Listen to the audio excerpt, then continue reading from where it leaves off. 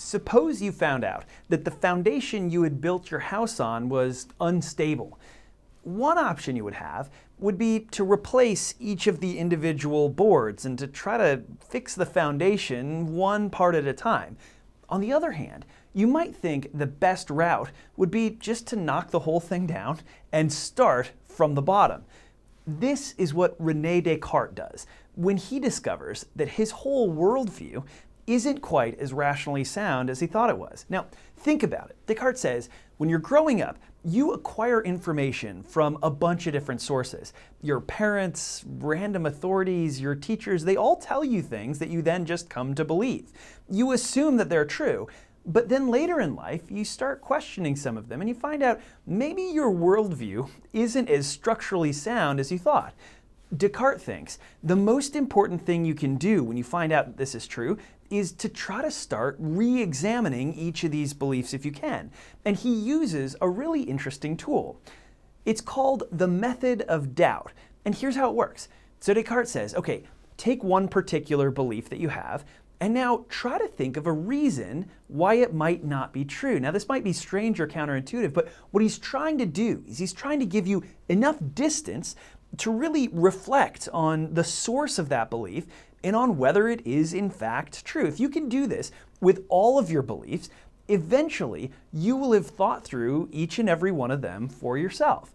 Now let's see how it works. It's kind of counterintuitive, like I said. So how about the belief that there is a mug in front of me? Now it might seem like this is a particularly difficult belief to doubt, but Descartes says, no, not at all. Look, I could be dreaming right now. And if I'm dreaming, then things would appear to me in exactly the same way that they do right now, only there wouldn't actually be a mug right here on this table. So even our most basic perceptual beliefs, Descartes thinks, can be subject to doubt in this way. Now, Descartes is not purely deconstructive. He doesn't think like we should just get rid of all our beliefs and then be skeptics for the rest of our lives, just walking around saying, I don't know anything at all. No, after we get to the rational foundation, Descartes thinks we have to start the hard work of building the structure back up so that our foundation isn't unsound anymore. It's actually based on solid ground and it's structurally stable.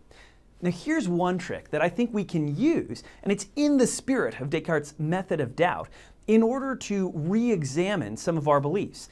Step one, find somebody who disagrees with you. Now this might be counterintuitive.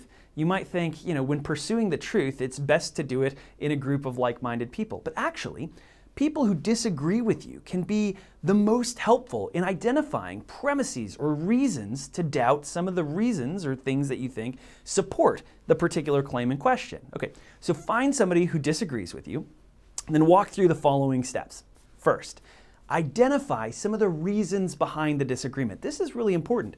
We're not used to, in our culture, going deep into disagreement, especially with somebody who actually disagrees with us, right? We oftentimes like to say, well, here's my position. The other person says, well, no, here's my position. It's really crucial for this method to work that you lay out at some length why you think the thing you do is true. Next, ask the person that you're disagreeing with to hone in on one or two of the particular reasons that you've given and to give you reason to doubt them. They should be good at this because, again, they disagree with the overarching claim, but if they can hone in and pick a particular reason that supports that overarching claim, you might get a little bit of critical distance on the claim itself. Now, here's what I want you to do. As soon as they tell you why they think one of the reasons you gave is false, just want you to repeat back as best you can their reasoning. So you think this is false because X, Y, Z. You don't have to argue. In fact, it's better that you don't argue. Just try to deeply listen and understand why it is that they disagree, not with the overall claim, but with this particular claim. Then switch. Let them say why they think the thing they do, and then go back and forth like this. Now, at the end of the day, you might think, this is a total waste of time. I didn't come to any new belief. I didn't discover whether my belief was true or false. And in the moment, that's right, you didn't. But a couple of days later, you might find yourself reflecting and think, look, the doubt, the sort of critical distance that you opened up, the ability that you gave yourself to reflect on the truth or the falsity of your original claim, that's going to provide you with one of two things. Either you're going to say, you know what, I'm even more certain now than I was a few days ago that this thing that I believe is true. Or you might find that you're reconsidering. You might find that you're actually changing your mind a little bit. And again, remember, this is a really good thing. Not because changing your mind is good in and of itself, but because if you're changing your mind in response to reasons that other people are giving you, then you're getting closer to the truth. And truth and philosophical argumentation is what we might call a cooperative game. If you and the person you disagree with, your philosophical opponent, each get closer to the truth as a result of engaging with one another, that's a win-win scenario.